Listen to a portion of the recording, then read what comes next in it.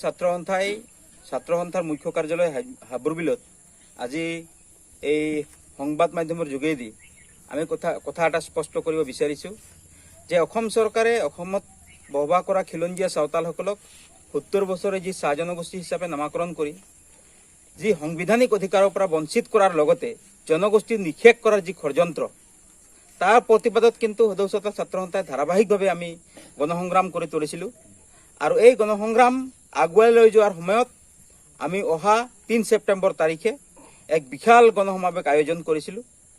এই বিশাল গণসমাৱেশত আমি সমগ্ৰ চাওতাল জনগোষ্ঠীয়ে একত্ৰিত হৈ অসম চৰকাৰক যি ধিক্কাৰ দিয়া বা অসম চৰকাৰে যি নামাকৰণ কৰিছে তাৰ প্ৰতিবাদ জনোৱাৰ যি সিদ্ধান্ত, এই সিদ্ধান্তত কিন্তু আজি আমাক কোকৰাঝাৰ প্ৰশাসনে কৰিবৰ কাৰণে যি পাৰ্মিশ্যন দিব লাগিছিলে আজি সেই পাৰ্মিশ্যন আমাক নিদিলে। আৰু এইটোৰ যোগেদি আমি ইয়াকে বুজি পাইছোঁ যে আজি আমাৰ চাওতাল জনগোষ্ঠীৰ যি শোষণ হৈছে, নিৰ্যাতিত হৈছে, এই জনগোষ্ঠীয়ে নিজৰ মাত মাতিবৰ কাৰণে কিন্তু অধিকাৰৰ পৰা বঞ্চিত হোৱা বুলি আমি অনুভৱ কৰিছোঁ।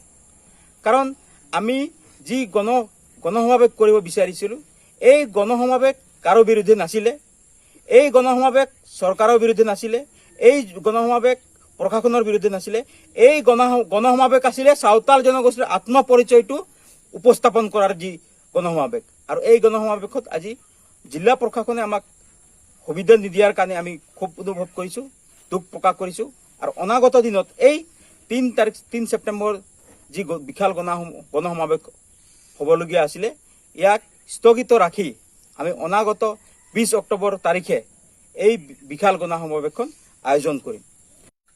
আমি পাৰ্মিশ্যনৰ কাৰণে এপ্লাই ২০ তাৰিখে কৰিছিলোঁ। মানে ইমান দিনে পাৰ্মিশ্যন নিদিলে? পাৰ্মিশ্যন ইমান দিনে আমি পোৱা নাই।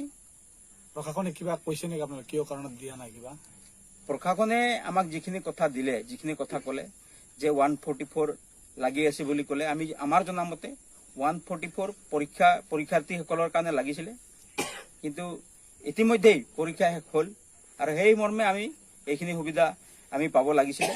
কিন্তু যিহেতু ৩ তাৰিখে আমাৰ বৃহত্তৰ 4টা জিলা সংযুক্তি ৰাখি আমি এই সিদ্ধান্ত কৰিছিলোঁ, সেইকাৰণে আমি আজি মিডিয়াৰ যোগেদি আমি অসমবাসী চাওতাল জনগোষ্ঠীৰ ৰাইজক আহ্বান জনাইছোঁ যে অহা 5 তাৰিখে আমি গোসাইগাঁও মহকুমাৰ কাৰ্যালয়ত আমি এক ধৰ্ণা কাৰ্যসূচী ৰূপায়ণ কৰিম। আৰু এই ধৰ্ণা কাৰ্যসূচীৰ যোগেদি যিহেতু আমি অসম চৰকাৰলৈ বাৰম্বাৰ স্মাৰক পত্ৰ প্ৰদান কৰিলোঁ, তথাপিও চাওতাল জনগোষ্ঠীৰ এই শোষণমুক্ত বা চাওতাল জনগোষ্ঠীৰ যি নামাকৰণ তাক পৰিৱৰ্তন কৰাৰ কাৰণে অসম চৰকাৰে কিন্তু পদক্ষেপ গ্ৰহণ নকৰিলে। তাৰ পৰিৱৰ্তে ইতিমধ্যে চাওতাল ছাত্ৰ সন্থাই সিদ্ধান্ত কৰি থৈছিল যে যদিহে অসম চৰকাৰে চাওতাল জনগোষ্ঠীৰ যি বিষয়বস্তু